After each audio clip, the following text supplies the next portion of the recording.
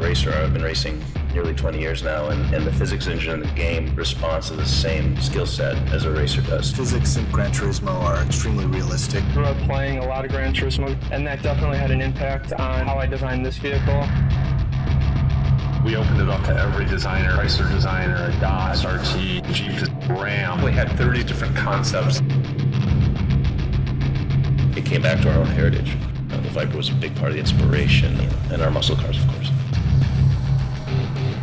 It had that emotional quality to it, just the way it was illustrated even. It can be stationary and it still looks like it's going fast. Active aero panels, deployable wing, an aluminum spine, functional vent, hood scoop, exhaust port, integrated with a rear diffuser. The underbody aerodynamics and airflow are very much performance driven. If you saw it on a racetrack and you're 50 feet away, what stands out? The silhouette. It has almost a humanistic or an animalistic feeling about it. The rear three-quarter was one of the coolest workouts. This needed to be a really impactful piece of the design. This is what the gamer sees. We're all about the team and collaboration, and we really approached it like we would any other performance vehicle. We worked with engineering very closely, probably more than a lot of designers would like.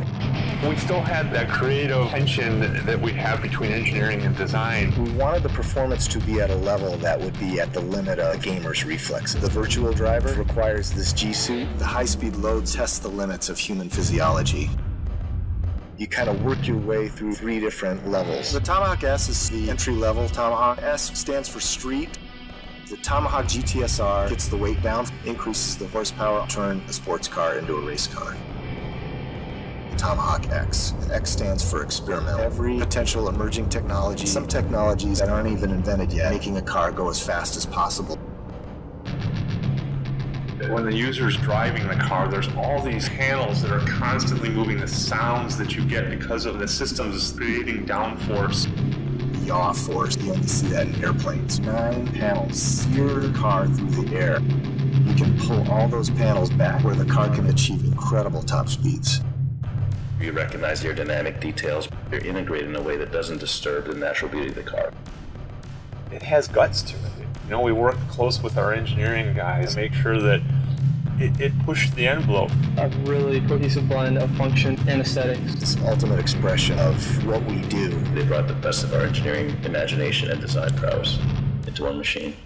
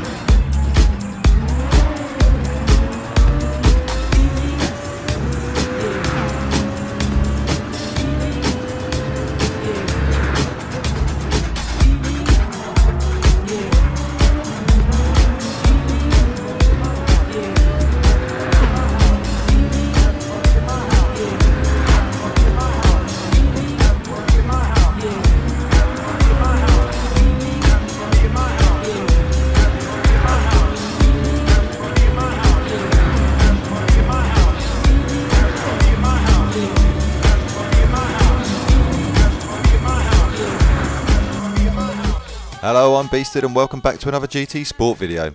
As you've probably guessed from the intro, this one's a bit different. We're going to take a look at an experimental car that was actually in GT6 previously, but have transferred over to GT Sport. Specifically, we're going to be taking a look at the Dodge SRT Tomahawk X.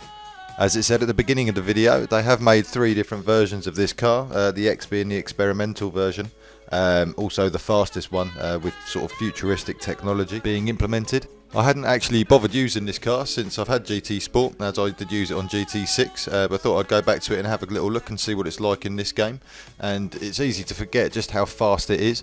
For all the gameplays in this video, I've been using a controller, and it's got to be said, it's really hard to control with a controller. It's very, very twitchy. You often find yourself just touching a little bit too hard and you go straight off into the side. So if you've got one, definitely use a wheel. It will make life a lot easier. That being said though, as you saw in the earlier gameplay clip there, that's actually a lap of Monza. It came out at 56 seconds using the controller, and there's nothing else in this game that's going to even come close to that time.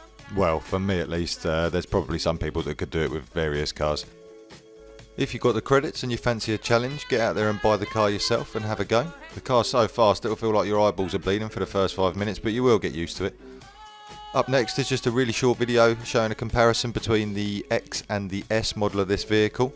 It's just a standing start on the Le Mans straight, going as fast as possible and then braking at a specific point. You'll see there's a huge difference between the two models. So if you are going to spend your credits on this, make sure you pick the right car because they both look very similar to one another. After that, I've included a 2-lap race of Dragon Trail. I hope you've all enjoyed today's video. If you have, make sure you hit the like button. Also, don't forget to subscribe for all future content. Use the comment section below and let me know if there's any other games you'd like me to play or any specific videos you'd like me to make on Gran Turismo. And I'll see you on the next one.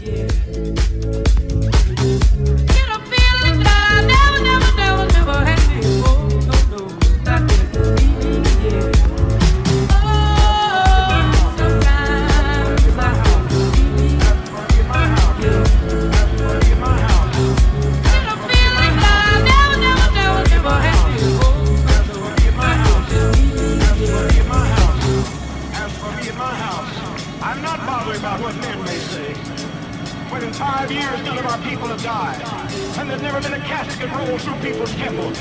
When 24 times in this year, and the year's not out, they've brought the dead in the doors, and they've gone out alive. When they've dropped dead in their seats, they've been resurrected. I'm not bothering about what you have to say. I'm not bothering about your opinion.